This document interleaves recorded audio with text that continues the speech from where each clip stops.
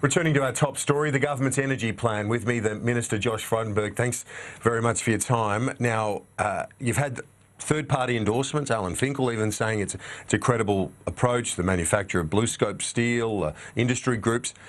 Crucially, though, the groups that need to support it, to implement it, the states, haven't been so supportive, certainly the Labor states. If one or two of those states don't sign up, can you still proceed with your plan?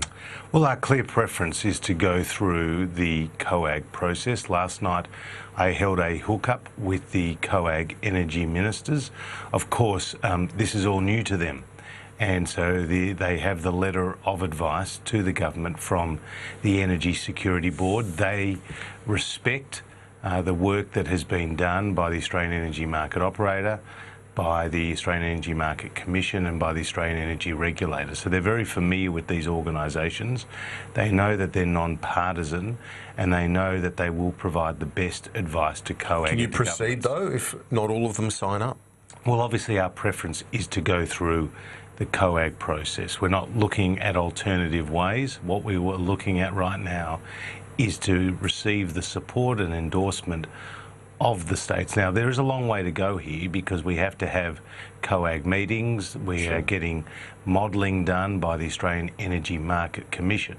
But what we do have is a detailed plan, and as you say, the Chief Scientist has said this has been a thorough process.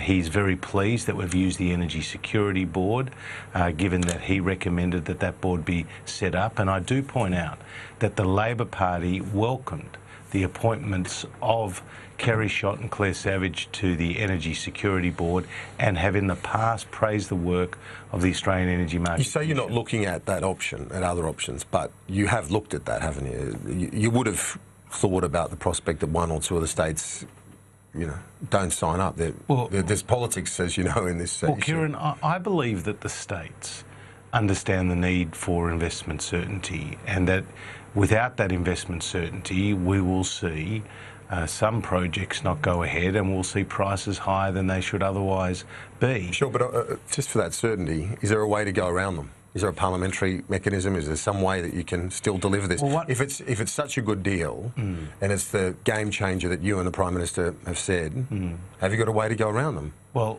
you're jumping the gun here because we've just announced the policy yesterday. And they've bagged it. Well, they've bagged it uphill and down Dale for the last 24 hours. Well, the point is they haven't even got across the details, so that may say something about their motives. What I'm saying to you is this is a very significant breakthrough. It is a credible, workable, pro-market policy that delivers lower electricity prices and a more reliable system. It's coming from our experts. We have accepted that advice. We've taken it through our party room, received the overwhelming endorsement of our colleagues for it. I think this is an important time now, an important point in this country's energy debate. Let's put aside the last decade of rancour and division. Let's get a bipartisan approach to energy policy. That is why we organised last night for the Energy Security Board to brief Bill Shorten, Mark Butler and Chris Bowen. They don't sound convinced by their briefing, and information that I've received out of that briefing suggests that... Oh, have you? That's interesting. The Energy Security Board member, John... You've got a live feed, have you, Kieran? Well, it wasn't live, but certainly received a feed. He says no modelling has been done on the impact of prices. He says that it's a judgment call, that no modelling has been done on the price impact, and yet you and the Prime Minister referred yesterday to a reduction for average households of up to $115. Well, 2 points. Where do you get that? Is that a guess, or what is it? It's certainly not that. 2 points to make. The first is this is written advice, signed off by the heads of the major energy bodies and the Energy Security Board, which says that there will be savings of up to $115 per year for the average household, and that is the analysis of the Energy Security Board and the Australian Energy Market Commission. Now, they're preeminent experts, so they have modelled a whole range of previous scenarios in other areas in this energy space. Now, we've been very upfront and said... So they're not plucking the figure they're thin air? Certainly not doing that. It's analysis based on previous modelling. Correct. Similar approaches. Similar other approaches, but the point is this is a new mechanism, and this new mechanism will be modelled, and that advice will be provided to the states to inform the debate with them at the next COAG Energy Council. So you're not meeting trying to fudge the numbers and say that it's going to be more than it is, or? Well, it could be more than 115. I mean, I do point out that Mark Butler was very supportive of the clean energy target, where the saving was lower than the one that is being proposed in this mechanism. But I also want to point out, Kieran, that we have been taking action on a whole range of fronts to lower power bills. The deal we did with the gas suppliers will be very significant in ensuring more supply for Australians and therefore lower gas prices. Passing through the Parliament a significant piece of legislation just this week to abolish the limited merits review process, which in the past has led to Australian families being slugged $6.5 billion extra for their power bills. And of course, the Prime Minister's meeting with the retailers, which has led to many households getting hundreds of dollars worth of savings each and every year simply by changing their retailer or changing their contract. But why did you say the $115 figure as opposed to saying this could be everywhere from $25 a year up to that number? Well, we took the advice of the Energy Security Board. It came in writing. We've released that publicly. You can only act on the best advice of our experts. I have to say, this is a very significant, credible, workable policy. It's come from the experts. We have endorsed it, and I think it does offer an opportunity for bipartisanship in an area where it's been sorely missed. You think federal Labor might come around? Because to this point, they've been very critical. They're saying that you're basically placating Tony Abbott and co. It was a similar message from Daniel Andrews and Jay Weatherill, but that's the federal Labor position. But isn't that interesting that is coming from the Labor voices, but not from the Grattan Institute, not from BlueScope, not from AGL, not from Energy Australia, not from the Australian Industry Group, not from the Australian Chamber of Commerce. These are all significant groups in our community that have publicly endorsed what the government is doing. I think they understand better than most what will create more jobs, more investment, more growth and lower power bills.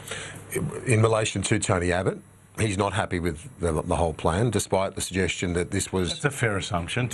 Designed to placate him. Well, it wasn't. But you were never going to placate him, were you? Well, Tony's made it very clear that he doesn't want to sign up to the Paris Agreement. What was very interesting in the party room yesterday was the strong support for dealing with this trilemma of affordability and reliability preeminently, while staying true to our international commitments. That's what this policy is about: affordability, reliability and responsibility. This is the first agreement that I can remember that has received coalition support to reduce emissions in the electricity sector, and, well, overwhelming support within the party room yesterday, but still Tony Abbott not on board. Is it fair to say that he was never going to be placated, as I questioned you before? He's a conscientious objector in this regard. But look, I have a good relationship with Tony Abbott. He's a former Prime Minister, and you need to respect his contribution. I did ring him ahead of the party room and was upfront with him about what the policy can do, and asked him to keep an open mind.